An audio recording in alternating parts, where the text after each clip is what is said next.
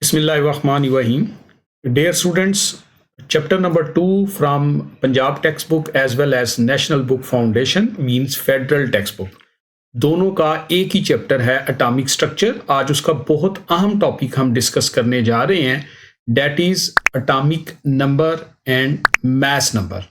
Dear students, ये दोनों topic हमारे जो मैं अभी डिस्कस करने जा रहा हूं, इसके लर्निंग आउटकम्स जहन में रखें। सबसे पहले जो आपके पेपर में आ चुके हैं या आपकी बुक में मौजूद हैं, सबसे पहले proton number, nucleon number, electron number in terms of their relative charge. यही एंटी टेस्ट के सिलेबस का हिस्सा भी है और यही आपके पंजाब और फेडरल के बोर्ड एग्जाम्स के अंदर शॉर्ट क्वेश्चन में पूछे जा सकते हैं। इसी तरह recognized that terms atomic and proton number represent the same concept, यानी एटॉमिक नंबर में और प्रोटॉन नंबर में कोई फर्क नहीं है, ये हमने वाजे करना है। स्टूडेंट लर्निंग आउटकम्स, तो डियर स्टूडेंट, सबसे पहले ये कुछ एलिमेंट्स मैंने मेंशन किए हैं, आपने इनके एटॉमिक नंबर लाजमी याद कर लेने हैं। चैप्टर नंबर 2 की बेस्ट प्रेपरेशन के लिए ये 20 एलिमेंट्स, उनके एटॉमिक नंबर भी मैंने साथ मेंशन किए हैं।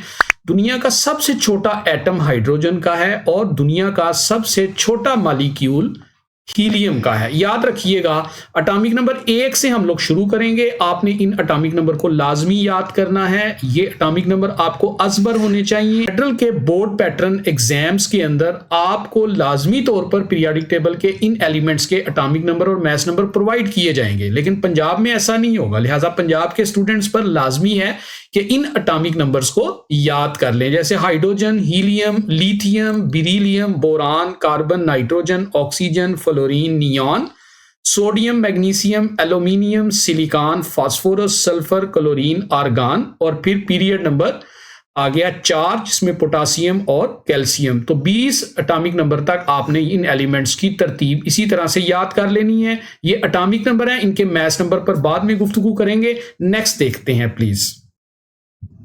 हमारे पास सबसे पहला कॉन्सेप्ट आप देखिए, किसी भी एलिमेंट की जो पहचान है उसको एक सिंबल से शो करते हैं। ये आपको सिंबल नजर आ रहा है, एक्स सिंबल है, ये एक कैपिटल सिंबल है किसी भी एलिमेंट का सिंबल। जैसे सोडियम का सिंबल Na है, जैसे पोटासियम का K है, ऑक्सीजन का O है, तो उस एलिमेंट का सिंबल लिखेंगे इस तरह से। मैंने X लिखा, कोई भी एलिमेंट आप इसकी जगह पर लिख सकते हैं, जबकि मास नंबर को आपने ऊपर लिखना है। ये गौर करें, मैंने मास नंबर को थोड़ा ऊपर लिखा है, कैपिटल यहां टिक लगाया मैंने। ऊपर मास नंबर लिखेंगे लेफ्ट साइड पर टॉप पर, और लेफ्ट साइड पर बॉटम पर आप नीचे एटॉमिक नंबर लिखेंगे और एटॉमिक नंबर को Z से शो करते हैं। एटॉमिक नंबर को Z से और मास नंबर को A से शो करते हैं। मास नंबर को ही न्यूक्लियन नंबर भी कहा जाता है। तो सबसे पहले तो ये आपको MCQ भी आ सकता है कि how element is represented, how mass number is represented, how atomic number is represented. तो आपको रिप्रेजेंटेशन आनी चाहिए। रिप्रेजेंटेशन जो है वो X, Z और A के साथ हम लोग करेंगे। Please next. अब जो नेक्स्ट है हमारी स्लाइड, उसमें देखिए कि हम लोग एटॉमिक नंबर और मास नंबर के कॉन्सेप्ट को थोड़ा ओवरव्यू में जाके देखेंगे।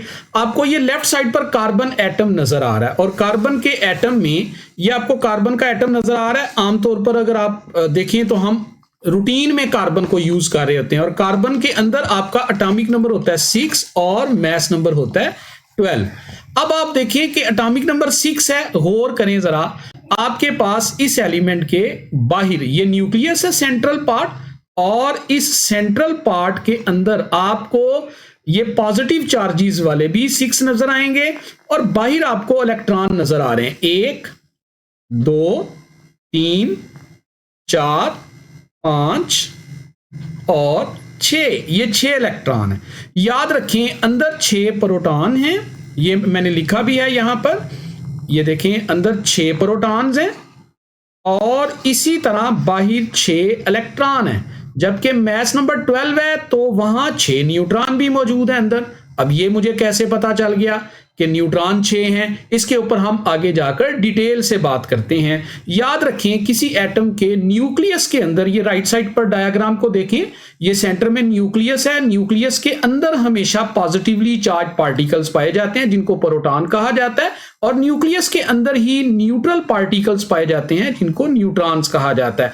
न्यूट्रॉन्स पर कोई चार्ज नहीं होता, मैंने जीरो मेंशन किया है, और प्रोटॉन पर पॉजिटिव चार्ज होता है, मैंने प्लस मेंशन किया है। ये बात एमसीक्यूज में आपको पूछी जा सकती है। न्यूट्रॉन और प्रोटॉन न्यूक्लियस के अंदर पाए जाते हैं, इसलिए इन दोनों को मिलाकर न्यूक्लियॉन्स कहा जाता है। और न्यूक्लियस के बाहर आपको नेगेटिवली चार्ज पार्टिकल्स नजर आएंगे जिनको इलेक्ट्रॉन कहा जाता है। ये पहला शेल शो किया हुआ है यहां पर, जिसे के शेल कहते हैं। पहले शेल को के शेल कहते हैं, उसके बाद फिर एल एम एन, इसी तरह हम आगे चलते जाएंगे। नेक्स्ट देखते हैं। सबसे पहले हम एटॉमिक नंबर को डिस्कस करते हैं। जहां तक एटॉमिक नंबर का ताल्लुक है, डियर स्टूडेंट्स याद रखें, एटॉमिक नंबर को ही प्रोटॉन नंबर भी कहा जाता है, यानी एक ही चीज के दो नाम हैं।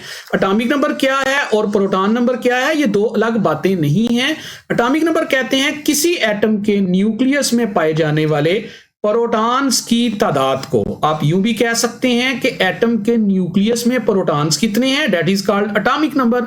आप यूं भी कह सकते हैं कि न्यूक्लियस के बाहर इलेक्ट्रॉन्स कितने हैं, आउटसाइड द न्यूक्लियस, बट ये शर्त है इन ए न्यूट्रल एटम। आप याद रखिएगा, इलेक्ट्रॉन की तादाद को भी एटॉमिक नंबर कहा जा सकता है, लेकिन कब कहेंगे इलेक्ट्रॉन की तादाद को एटॉमिक नंबर, जब एटम न्यूट्रल होगा। अगर एटम न्यूट्रल नहीं होगा, वो आयन होगा, केटाइन या एनाइन, तो फिर याद रखें हम कभी भी इलेक्ट्रॉन की तादाद को एटॉमिक नंबर का नाम नहीं दे सकते। उसके लिए एटम का न्यूट्रल होना लाजमी है, क्योंकि याद रखें किसी भी एटम के न्यूक्लियस के अंदर जितने प्रोटॉन्स पाए जाते हैं उतने ही उस एटम के न्यूक्लियस के बाहर इलेक्ट्रॉन्स पाए जाते हैं। यानी किसी भी न्यूट्रल एटम का मतलब यह है कि उसमें पॉजिटिव चार्ज और बाहर नेगेटिव चार्ज इक्वल होते हैं। इसका मतलब यह हुआ कि जब भी किसी एटम के एटॉमिक नंबर को डिफाइन करेंगे तो या तो हम उसके नंबर ऑफ इलेक्ट्रॉन्स को स्टडी करेंगे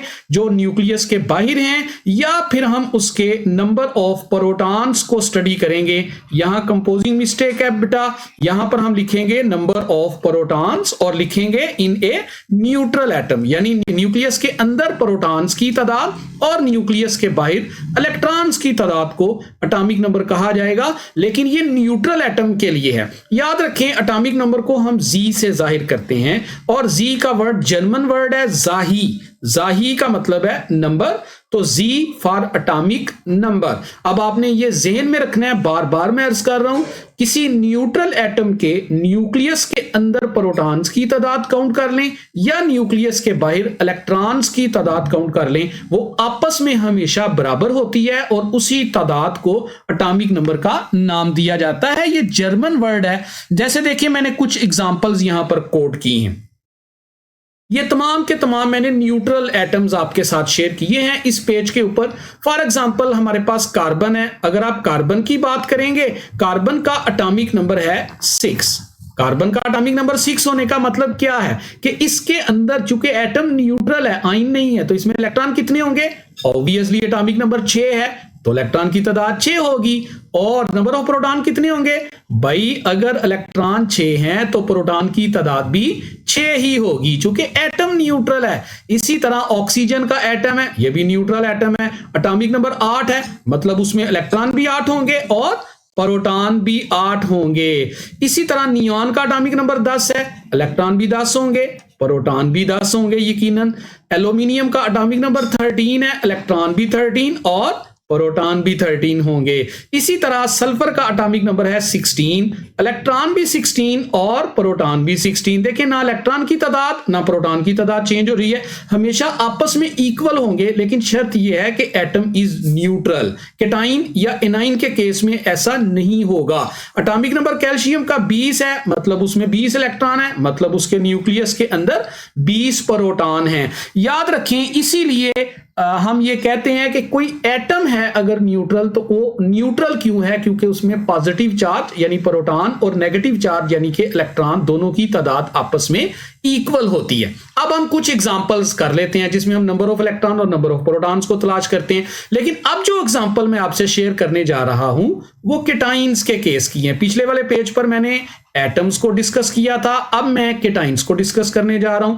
केटाइंस किन को कहते हैं? ऐसी तमाम स्पीशीज जिन पर पॉजिटिव चार्ज होता है, जिन पर पॉजिटिव चार्ज होगा उनको केटाइन कहते हैं। लेकिन यहां पर मैंने कंपैरेटिव स्टडी भी की है। मैंने सोडियम का एटम लिया और फिर सोडियम का पॉजिटिव चार्ज वाला आयन बना दिया, मैग्नीशियम का एटम लिया फिर मैग्नीशियम का पॉजिटिव चार्ज वाला आयन कंसीडर कर लिया, एल्यूमिनियम का एटम लिया और एल्यूमिनियम का पॉजिटिव चार्ज वाला आयन कंसीडर कर लिया, ताकि हम कंपैरिजन कर सकें कि न्यूट्रल एटम में और पॉजिटिवली चार्ज आयन के अंदर इलेक्ट्रॉन और प्रोटॉन की तादाद आपस में इक्वल होती है या अनइक्वल होती है। जरा गौर कीजिएगा, सबसे पहले आपने नंबर ऑफ इलेक्ट्रॉन केटाइन में कैसे निकालने। जब भी आपने केटाइन में इलेक्ट्रॉन की तादाद निकालनी है तो आपने एटॉमिक नंबर में से चार्ज को माइनस कर लेना है जो केटाइन पर मौजूद है। और नंबर ऑफ प्रोटॉन कैसे निकालने हैं, उसके लिए कुछ भी माइनस करने की जरूरत नहीं है, just atomic number is equal to number of protons. मसलन आपके पास सोडियम है, आपको नजर आ रहा होगा पहली एग्जांपल सोडियम की है और सोडियम का एटॉमिक नंबर कितना है? 11। ये लेफ्ट साइड पर नीचे लिखा हुआ है। एटॉमिक नंबर 11 का मतलब क्या है? एटम तो न्यूट्रल है, आयन तो नहीं है, इसका मतलब इसके अंदर इलेक्ट्रॉन्स की तादाद 11 होगी। तो भाई एटम न्यूट्रल है तो प्रोटॉन्स की तादाद भी 11 होगी। Very simple. आगे चलते हैं, एटम की बजाय केटाइन है सोडियम का। दूसरी एग्जांपल पर मैं आ गया हूं, ये सोडियम का केटाइन है। कितना पॉजिटिव चार्ज है इसके ऊपर? एक पॉजिटिव चार्ज है। इसका मतलब अगर इसमें इलेक्ट्रॉन्स की तादाद निकालनी है तो 11 में से मुझे एक माइनस करना पड़ेगा। इसका मतलब इसमें इलेक्ट्रॉन कितने आएंगे? 10। लेकिन प्रोटॉन अब भी 11 के 11 होंगे। अब आप देखें ये केटाइन है और इस केटाइन में प्रोटॉन की तादाद और इलेक्ट्रॉन्स की तादाद आपस में इक्वल नहीं है, अनइक्वल है। प्रोटॉन ज्यादा हैं और इलेक्ट्रॉन की तादाद कम है। तो यहां पर एमसीक्यू भी आपको आ सकता है कि जो केटाइन है वो किसे कहते हैं? एक ऐसी स्पीशीज जिसमें प्रोटॉन की तादाद इलेक्ट्रॉन से ज्यादा होगी, वो हमेशा केटाइन कहलाएगा। ये एमसीक्यू भी आपको आ सकता है। दूसरी बात यहां से यह भी साबित हो गई कि एटॉमिक नंबर हमेशा इलेक्ट्रॉन्स की तादाद को शो नहीं करता, क्योंकि इस केटाइन के अंदर तो इलेक्ट्रॉन की तादाद प्रोटॉन की निस्बत कम हो गई, लेकिन प्रोटॉन की तादाद तो अब भी उतनी की उतनी ही है। इसका मतलब आप एटॉमिक नंबर को प्रोटॉन नंबर तो कह सकते हैं, क्योंकि प्रोटॉन की तादाद में कोई तब्दीली नहीं आती। आप एटॉमिक नंबर को इलेक्ट्रॉन नंबर नहीं कह सकते, क्योंकि इलेक्ट्रॉन की तादाद तो यहां आकर हमें तादाद कम हो गई है, यानी 11 की बजाय 10 रह गए हैं इलेक्ट्रॉन। तो एटॉमिक नंबर प्रोटॉन नंबर को तो कहा जा सकता है, लेकिन हमेशा इलेक्ट्रॉन नंबर को नहीं कहा जा सकता। जैसे मैग्नीशियम का एटॉमिक नंबर है 12, ये एक न्यूट्रल एटम है, तो इसमें इलेक्ट्रॉन कितने होंगे? 12। और प्रोटॉन वो भी 12 होंगे। लेकिन जब केटाइन आ गया तो केटाइन में गौर करें, इधर +2 चार्ज है, मतलब इसमें से आपने 2 माइनस करना है। +2 चार्ज का मतलब केटाइन है, यानी 2 इलेक्ट्रॉन जा चुके हैं, तभी पॉजिटिव चार्ज आता है किसी चीज के ऊपर, जब उसमें से उतने इलेक्ट्रॉन निकल जाते हैं। +2 का मतलब 2 इलेक्ट्रॉन निकल गए हैं। अब आपने इलेक्ट्रॉन की तादाद का पता करना है, तो आपने 12 में से इस 2 को माइनस कर देना है, बाकी कितने बच गए? 10। लेकिन प्रोटॉन नंबर तो अब भी 12 का 12 ही रहेगा। बस साबित हुआ, हम एग्जांपल से कोड कर सकते हैं कि एटॉमिक नंबर में be called as proton number, but atomic number can never always be called as electron number. आप एटॉमिक नंबर को हमेशा इलेक्ट्रॉन नंबर का नाम नहीं दे सकते, और वजह भी मैंने बता दी है। जैसे एल्यूमिनियम के केस में गौर करें, हमारे पास एटॉमिक नंबर है इसका 13, और 13 का मतलब क्या है? इसमें प्रोटॉन 13 है, मतलब इसमें इलेक्ट्रॉन भी 13 है। लेकिन जब केटाइन की बात आएगी तो गौर करें, इसमें केटाइन मौजूद है, इस पर +3 चार्ज मौजूद है। +3 का मतलब 3 इलेक्ट्रॉन जा चुके हैं, तो 13 में से 3 को माइनस करें, बाकी इलेक्ट्रॉन कितने बच गए?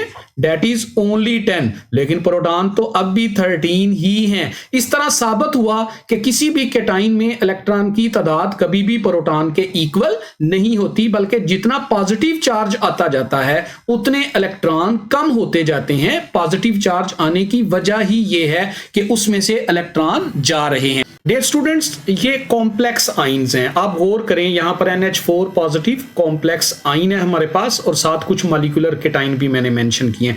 इनमें कैसे हम लोग नंबर ऑफ इलेक्ट्रॉन और प्रोटॉन तलाश करेंगे, हम लोग इसके लिए दोबारा से स्टडी करते हैं। हमारे पास जो स्पीशी मौजूद है, आपने उस स्पीशी पर नजर रखनी है, उसके अंदर क्या क्या मौजूद है। मतलब हमारे पास पहली स्पीशी है NH4 पॉजिटिव, इसका मतलब इसमें नाइट्रोजन है, इसमें हाइड्रोजन के कितने एटम्स हैं, 4 एटम्स हैं। नाइट्रोजन का एटॉमिक नंबर 7, हाइड्रोजन का 1। आप इकट्ठा कर लें, 7 + 4 कितने हो गए, 11। आप इन सबको इकट्ठा करके यहां मेंशन कर देंगे, यानी कि number of proton in NH4 positive वो 11 आएंगे। आप कहेंगे जी पॉजिटिव चार्ज आ गया तो प्रोटॉन की तादाद, मैंने पहले कहा था प्रोटॉन की तादाद पर कोई फर्क नहीं पड़ता जब पॉजिटिव चार्ज आए या नेगेटिव चार्ज आए। एक्चुअली इलेक्ट्रॉन की तादाद प्लस या माइनस होती है। जब केटाइन बनता है यानी पॉजिटिव चार्ज, तो इलेक्ट्रॉन निकल जाते हैं। मसलन कितने इलेक्ट्रॉन निकलेंगे, आप गौर करें, पॉजिटिव चार्ज कितना है, 1 पॉजिटिव चार्ज है, तो आप 11 में से 1 माइनस कर दें, बाकी कितने बच गए, 10। इसी तरह आपके पास है CH4, तो आप इनमें से इलेक्ट्रॉन और प्रोटॉन की तादाद कैसे निकालेंगे, 1 कार्बन है और 4 हाइड्रोजन है। तो आप गौर करें, कार्बन का एटॉमिक नंबर क्या है, 6, और हाइड्रोजन का 1, तो 6 + 4 = 10। और 10 में से आपने क्या करना है, 1 माइनस कर देना है। इसका मतलब प्रोटॉन तो 10 ही आएंगे, लेकिन इलेक्ट्रॉन्स की तादाद 9 आएगी। इसी तरह वाटर के केस में, आपके पास वाटर के केस में 1 ऑक्सीजन और 2 हाइड्रोजन है। ऑक्सीजन का एटॉमिक नंबर 8 और हाइड्रोजन का 1, 8 + 2 10। इसका मतलब प्रोटॉन्स की तादाद इसमें आएगी 10, जबकि इलेक्ट्रॉन्स की तादाद निकालनी है तो ऊपर पॉजिटिव चार्ज देखें कितना है, +1 है, तो 10 में से 1 माइनस कर दें तो बाकी बचेगा 9। डियर स्टूडेंट्स, अब हम लोग प्रैक्टिस करते हैं थोड़ी सी, कैसे नंबर ऑफ इलेक्ट्रॉन, प्रोटॉन और आपने फाइंड आउट करने। जैसे देखें, ये आपके पास स्पीशी है, इसके ऊपर नीचे लिखा हुआ है 15, इसका मतलब इसका एटॉमिक नंबर 15 है। तो आपने सबसे पहले प्रोटॉन की तादाद मेंशन करनी है, कभी भी ये गलती नहीं करनी डायरेक्ट इलेक्ट्रॉन की तरफ जाने की। इसका मतलब प्रोटॉन 15 आ गए। अब इलेक्ट्रॉन की तादाद कैसे निकालनी है, अभी मैंने आपको बताया था, जितना पॉजिटिव चार्ज है आपने 15 में से उसको माइनस कर देना है, बाकी बच गया हमारे पास 12। इसी तरह ये मैंने आपको एक स्पीशी दी है जिसका प्रोटॉन भी 20 है और इलेक्ट्रॉन भी 20 है। तो यहां से पूछा जा सकता है कि ये केटाइन है या एनाइन है या न्यूट्रल एटम है। भाई दोनों बराबर हैं तो ऑब्वियसली क्या बताएगा, ये न्यूट्रल एटम है। और पीछे मैंने पहली स्लाइड के अंदर आपसे गुजारिश की थी कि एटॉमिक नंबर को याद कर लें। तो यहां पर एटॉमिक नंबर 20 किसका है, तो आपको इस तरह के MCQ भी आ सकते हैं नॉलेज बेस्ड। कैल्शियम का एटॉमिक नंबर 20 है। इसी तरह बोरान दिया हुआ है, उसका एटॉमिक नंबर 5 दिया हुआ है, मतलब उसमें प्रोटॉन की तादाद 5 है। तो आप यहां पर सबसे पहले प्रोटॉन लिखेंगे 5 और +3 चार्ज का, ये देखें चार्ज +3 है, मतलब 5 में से आप 3 माइनस कर देंगे तो इसका मतलब इसके अंदर 2 इलेक्ट्रॉन्स हैं। अब आप देखें, आपके पास प्रोटॉन 6 हैं और इलेक्ट्रॉन 5 हैं, यानी प्रोटॉन ज्यादा हैं और इलेक्ट्रॉन कम है। इसका मतलब है 1 इलेक्ट्रॉन जा चुका है, मतलब ये कोई केटाइन है। कौन सा केटाइन है भाई, एटॉमिक नंबर 6 किसका होता है, कार्बन का। इसका मतलब है ये कार्बन की बात हो रही है। कार्बन का एटॉमिक नंबर 6 है, मतलब प्रोटॉन की तादाद 6 है, लेकिन इलेक्ट्रॉन 5 है, क्योंकि उसके ऊपर 1 पॉजिटिव चार्ज है, इसीलिए उसका अंदर इलेक्ट्रॉन की तादाद 6 में से 1 कम है। इसी तरह हम आगे बात करते हैं, हमारे पास सिलिकॉन है। सिलिकॉन का एटॉमिक नंबर देखें 14 है, और 14 का मतलब है इसमें प्रोटॉन की तादाद 14 ही आएगी। यहां पर हम 14 लिखेंगे और +4 का मतलब 4 माइनस कर दें 14 में से, बाकी कितने बच गए, 10, यानी 14 में से 10 निकाल दिए। इसी तरह एक कॉम्प्लेक्स चीज मैंने आपको दी है NO2। अब इसका भी मैंने आपको तरीका सिखाया था, नाइट्रोजन और साथ 2 ऑक्सीजन है। नाइट्रोजन का एटॉमिक नंबर है 7, ऑक्सीजन का एटॉमिक नंबर है 8, तो दोनों को प्लस कर लें आप, आपका आंसर आ जाएगा 23। इसका मतलब है दोनों में टोटल प्रोटॉन्स की तादाद 23 है, लेकिन इलेक्ट्रॉन कितने आएंगे भाई, 23 में से 1 प्लस है तो 1 प्लस को माइनस कर दें, यानी 23 - 1 = 22। इस तरह हमने प्रैक्टिस की है ताकि हम लोग number of electron, number of proton cation में तलाश कर सकें। अब एनाइन की बात करते हैं। एनाइन में कैसे पता चलता है कि एटॉमिक नंबर यानी नंबर ऑफ इलेक्ट्रॉन कितने हैं और नंबर ऑफ प्रोटॉन कितने हैं।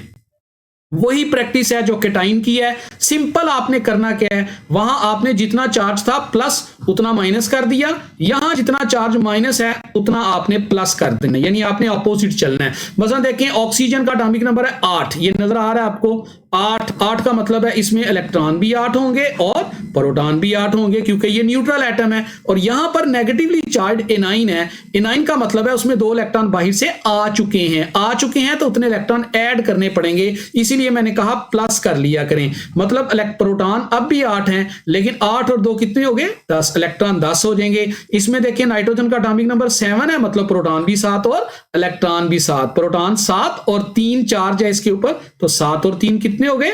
10 आ जाएगा यहां आंसर। फ्लोरीन 9 एटॉमिक नंबर है, प्रोटॉन की तादाद 9 और इलेक्ट्रॉन की तादाद भी 9 आएगी। एटॉमिक नंबर 9 है फ्लोरीन का, इसका मतलब प्रोटॉन की तादाद 9 है, लेकिन इलेक्ट्रॉन की तादाद निकालने के लिए ये देखें -1 है, इसका मतलब है 1 प्लस कर दें आप। 9 + 1 = 10। इस तरह हमने नेगेटिवली चार्ज आयन के अंदर भी इलेक्ट्रॉन्स प्रोटॉन्स की तादाद को फाइंड आउट करने की प्रैक्टिस की है। और अभी हम किसी कॉम्प्लेक्स चीज में जाके देखते हैं किस तरह इलेक्ट्रॉन और प्रोटॉन की तादाद आपने फाइंड आउट कर। वही प्रैक्टिस है जो पहले मैंने करवाई थी आपको। जैसे देखें आपके पास है OH, और OH के ऊपर पूरा चार्ज क्या है? -1 है।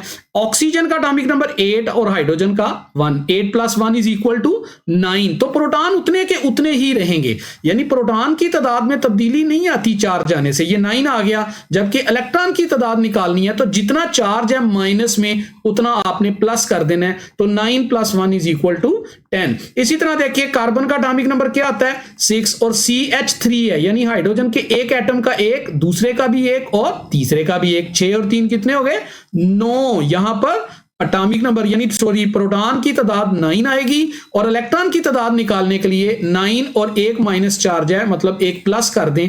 9 + 1 = 10। इसी तरह सल्फर का एटॉमिक नंबर 16 है, हाइड्रोजन का 1। 16 + 1 = 17, और 1 माइनस चार्ज है, मतलब 1 प्रोटॉन 1 इलेक्ट्रॉन आपने ऐड करना है। तो 17 + 1 = 18। यहां हमने प्रैक्टिस की है नेगेटिव आयन की। थोड़ी सी आपको प्रैक्टिस दे रहा हूं, ये स्लाइड आपके काम की है, आपने खुद प्रैक्टिस करनी है और खुद सॉर्ट आउट करना है। इन जो एम्प्टी बॉक्सेस हैं, खाली बॉक्सेस हैं, इनको आपने खुद से हल करना है। This is up to you. आगे चलते हैं, मैस नंबर और न्यूक्लियन नंबर। पिछले वाले टॉपिक में हमने ये डिस्कस किया कि atomic number, number of proton या नंबर ऑफ इलेक्ट्रॉन को कहते हैं इन न्यूट्रल एटम, लेकिन इन केस ऑफ केटाइन या एनाइन आप उसको एटॉमिक नंबर तो कह सकते हैं, आप उसको प्रोटॉन नंबर तो कह सकते हैं, लेकिन आप उसको इलेक्ट्रॉन नंबर नहीं कह सकते।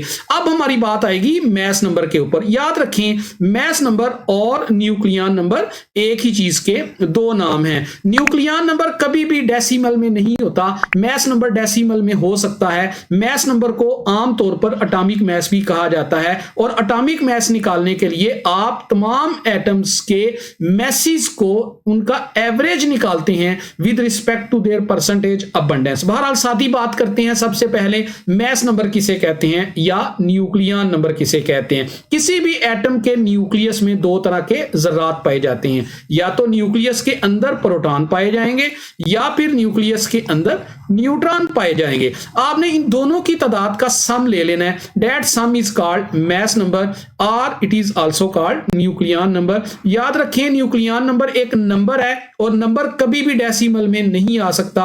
ये हमेशा एक होल नंबर होता है, जैसे 1 2 3 4 5 हो सकता है। लेकिन मैस नंबर जो है, आमतौर पर इसको एटॉमिक मैस भी कहा जाता है, और ये प्रोटॉन्स और न्यूट्रॉन्स के मैसेज को सम करके आता है, और ये आमतौर पर या सम टाइम ये डेसिमल में भी आ सकता है। जैसे मैंने एटॉमिक नंबर के बारे में बताया था कि वो जर्मन वर्ड जाही से निकला है, इसी तरह इसलिए उसको जी से जाहिर करते हैं। इसी तरह ये जो हमारे पास मैस नंबर है, इसको ए से जाहिर करते हैं, और ये भी जर्मन वर्ड है, ये मैंने लिखा हुआ है अटॉम जी विच। अटॉम जी विच, ये ए से शुरू हो रहा है, इसीलिए इसको मैस नंबर की रिप्रेजेंटेशन के लिए हम इस्तेमाल करते हैं। फॉर एग्जांपल कार्बन का मैस नंबर 12 है, मतलब उसमें न्यूट्रॉन और प्रोटॉन की तादाद 12 आएगी सम अप करके। अब नंबर ऑफ न्यूट्रॉन कैसे निकालते हैं? याद रखिए, किसी भी एटम के न्यूक्लियस में प्रोटॉन पाए जाते हैं, और प्रोटॉन की तादाद निकालने के लिए आपने सिर्फ क्या करना है, आपने मैस नंबर में से एटॉमिक नंबर को माइनस कर देना है। ए में से जी को माइनस कर देना। ये मैंने नीचे रिलेशनशिप भी लिखा है, आपको एमसीक्यू भी आ सकता है और शॉर्ट क्वेश्चन भी आ सकता है कि ये आपको 3 स्पीशीज दी गई हैं, इनमें न्यूट्रॉन्स की तादाद फाइंड आउट करें। आपने सिंपल मैस नंबर में से एटॉमिक नंबर को माइनस कर देना है, जैसा कि हम कुछ प्रैक्टिस करते हैं। यहां पर देखिए, यहां पर कार्बन का मास नंबर है 12, मतलब प्रोटॉन और न्यूट्रॉन की तादाद 12 आएगी, लेकिन वो कहता है नंबर ऑफ न्यूट्रॉन भी फाइंड आउट करें। तो हम क्या करेंगे, इधर देखें लेफ्ट साइड पर ये 12 है ऊपर और नीचे 6 है, तो 12 में से 6 को माइनस कर दें। जब आप 12 में से 6 को माइनस करेंगे तो आंसर क्या आएगा, 6 आएगा। इसी तरह मास नंबर ऑक्सीजन का 16 है, मतलब उसमें प्रोटॉन प्लस न्यूट्रॉन की तादाद 16 है, और अगर न्यूट्रॉन्स की तादाद निकालनी है खाली तो आप क्या करेंगे, आप 16 में से 8 को माइनस कर देंगे। 16 माइनस 8 इज इक्वल टू 8। इसी तरह यहां पर 20 आएगा, तो 20 में से 10 को क्यों माइनस किया, ये लेफ्ट साइड पर मैं प्रैक्टिस करवा रहा हूं आपको साथ साथ। 20 माइनस 10 इज इक्वल टू 10, तो यहां पर 10 आ जाएगा। इसी तरह यहां 27 आएगा, मास नंबर 27 में से 13 को माइनस करेंगे तो न्यूट्रॉन्स की तादाद 14 आ जाएगी।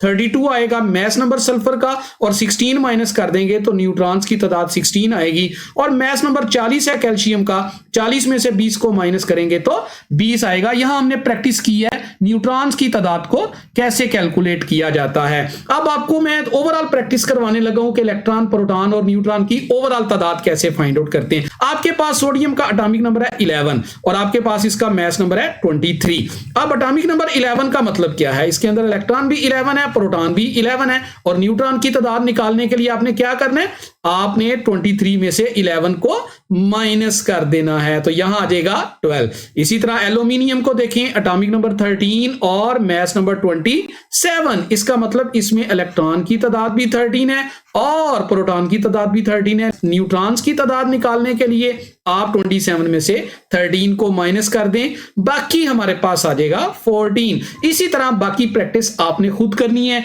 ये मैं आप पर छोड़ रहा हूं, आप एक्सरसाइज में प्रैक्टिस कीजिए। इन case of any confusion you can contact me without any hesitation.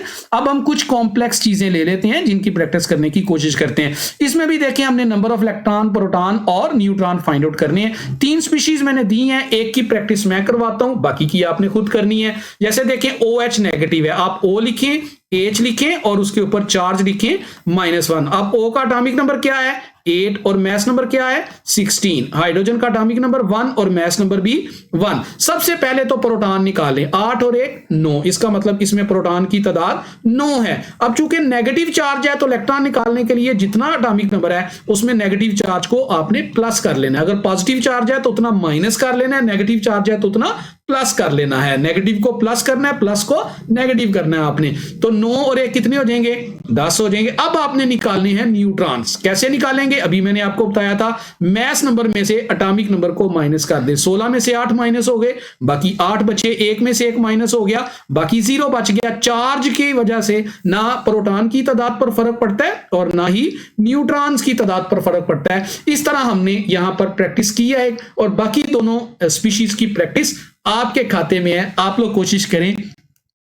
ये एक और स्लाइड मैंने बनाई है, इसमें भी एक की प्रैक्टिस मैं आपको करवाता हूं। जैसे देखिए, सबसे पहली स्पीशी आपके पास, इसमें 15 लिखा हुआ है यहां पर, इसका मतलब इसमें प्रोटॉन की तादाद 15 है। मैं बार बार अर्ज कर रहा हूं, सबसे पहले प्रोटॉन लिखा करें, प्रोटॉन 15 है, मतलब इसमें इलेक्ट्रॉन तो 15 नहीं होंगे। वजह ये कि इसके ऊपर -3 चार्ज है, तो जितना नेगेटिव है उतना क्या करना है, प्लस करना है। 15 + 3 कितना हो जाएगा, 18। इसका मतलब इलेक्ट्रॉन 18 हो गए। और न्यूट्रॉन कैसे फाइंड आउट करने हैं, हमने अभी मैंने आपको बताया था, मास नंबर में से एटॉमिक नंबर को माइनस कर दें। तो 31 में से आप 15 को माइनस करेंगे तो यहां 16 आ जाएगा। आगे देखिए, एक और एग्जांपल है, न्यूट्रॉन भी 16 है, प्रोटॉन भी 16 है और इलेक्ट्रॉन भी 16 है। प्रोटॉन और इलेक्ट्रॉन बराबर हैं, इसका मतलब है कि ये कोई न्यूट्रल स्पीशी है जिसका एटॉमिक नंबर 16 है, और एटॉमिक नंबर 16 किसका है, वो सल्फर का है। और मास नंबर निकालने के लिए क्या करेंगे भाई, सादी सी बात है, आप प्रोटॉन और न्यूट्रॉन की तादाद को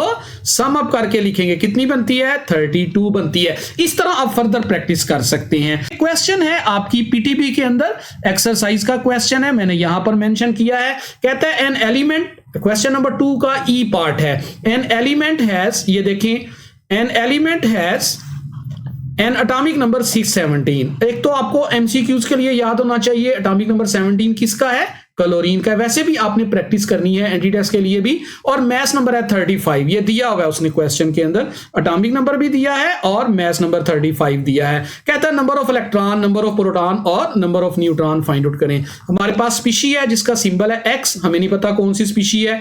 फर्ज करें उसका एटॉमिक नंबर 17 है और मैस नंबर 35 है और वो न्यूट्रल है, उसके ऊपर कोई चार्ज नहीं है। इसका मतलब उसमें प्रोटॉन कितने होंगे? 17 होंगे। और प्रोटॉन और न्यूट्रॉन की टोटल तादाद कितनी होगी? 35। और न्यूट्रॉन निकालने के लिए क्या करेंगे हम 35 में से 17 को माइनस करेंगे। लेकिन इलेक्ट्रॉन का पता करना है हमने, सिर्फ इलेक्ट्रॉन का, न्यूट्रॉन नहीं पूछे हुए। तो क्या करेंगे भाई, जितने प्रोटॉन हैं उतने ही इलेक्ट्रॉन होंगे, क्योंकि ये तो न्यूट्रल स्पीशी है। इसी का नेक्स्ट पार्ट देखें, वो कहता है कि अगर इसके ऊपर नेगेटिव चार्ज हो, स्पीशी वही है लेकिन अब कहता है कि इस स्पीशी के ऊपर क्या हो?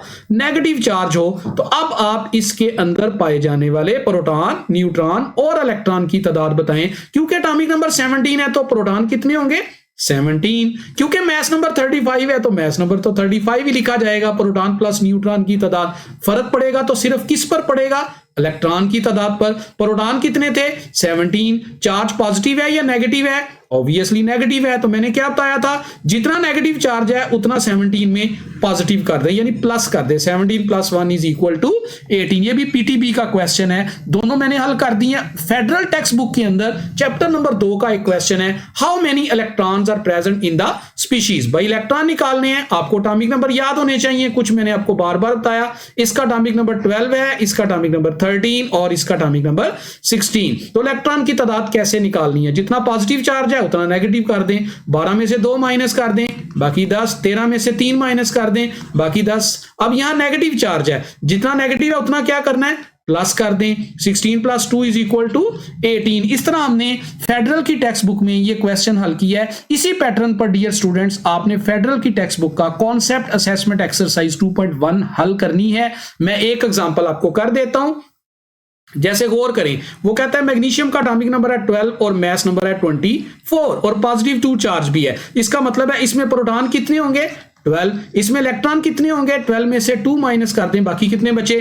तो 10। और 24 में से 12 माइनस कर दें तो बाकी बचे 12। इस तरह हमने ये प्रैक्टिस भी कर ली। ये कुछ एटॉमिक मैसेज हैं, चार्जेस हैं सब एटॉमिक पार्टिकल्स के। इसको हम नेक्स्ट टॉपिक के अंदर भी जाकर डिटेल में डिस्कस करेंगे। ये याद करने वाला टॉपिक है। इस पेज के ऊपर मैंने टेबल बना दी है। ये फेडरल की टेक्स्ट बुक के अंदर टेबल बना हुआ है और पंजाब की टेक्स्ट बुक के अंदर इसके ऊपर क्वेश्चन आ चुका है कि इलेक्ट्रॉन, प्रोटॉन और न्यूट्रॉन के मैसेज कितने हैं। सबसे पहले मैंने मैस मेंशन किया है किलोग्राम में। ये आपको शॉर्ट क्वेश्चन भी आ सकता है और बहुत इंपॉर्टेंट टॉपिक है ये वाला शॉर्ट क्वेश्चन के लिए कि आप फंडामेंटल पार्टिकल्स यानी सब एटॉमिक पार्टिकल्स की बेसिक प्रॉपर्टीज को शो करें। बेसिक प्रॉपर्टीज से मुराद उनका मैस, उनका चार्ज, उनका रिलेटिव मैस और उनका रिलेटिव चार्ज। सबसे ज्यादा मैस न्यूट्रॉन का होता है 1.7588 × 10⁻⁻27 किलोग्राम। उसके बाद प्रोटॉन का मैस होता है 1.6722 × 10⁻⁻27 किलोग्राम और सबसे कम मैस होता है इलेक्ट्रॉन का, दैट इज 0.109 × 10⁻31 किलोग्राम। इसी तरह इनका चार्ज देख लें, न्यूट्रॉन का चार्ज 0 है, प्रोटॉन का चार्ज 1.6022 × 10⁻19 और इसी तरह न्यूट्रॉन इलेक्ट्रॉन का चार्ज भी उतना ही है। फर्क सिर्फ यह है कि प्रोटॉन का चार्ज पॉजिटिव आएगा और इलेक्ट्रॉन का चार्ज नेगेटिव आएगा। जहां तक ताल्लुक है रिलेटिव मैस का एक दूसरे के लिहाज से, प्रोटॉन का मैस अगर 1 है, न्यूट्रॉन का मैस भी तकरीबन 1 है, जबकि इलेक्ट्रॉन का मैस उस 1 के मुकाबले में 1836 गुना कम होता है, याद रखें। इसी तरह रिलेटिव चार्ज देखें, इलेक्ट्रॉन प्रोटॉन पर +1 चार्ज आता है तो इलेक्ट्रॉन पर -1 चार्ज आता है, जबकि न्यूट्रॉन पर कोई चार्ज नहीं होता। बहुत इंपॉर्टेंट शॉर्ट क्वेश्चन है डियर स्टूडेंट। आपकी बुक में 2nd और 3rd पेज के ऊपर इसका तस्करा मौजूद है, पीटीबी में भी और फेडरल की टेक्स्ट बुक में भी। एटॉमिक नंबर का और मोज़लेस वर्क का आपस में क्या रिलेशन है? How Moseley's work describe that atomic number is fundamental property of an atom.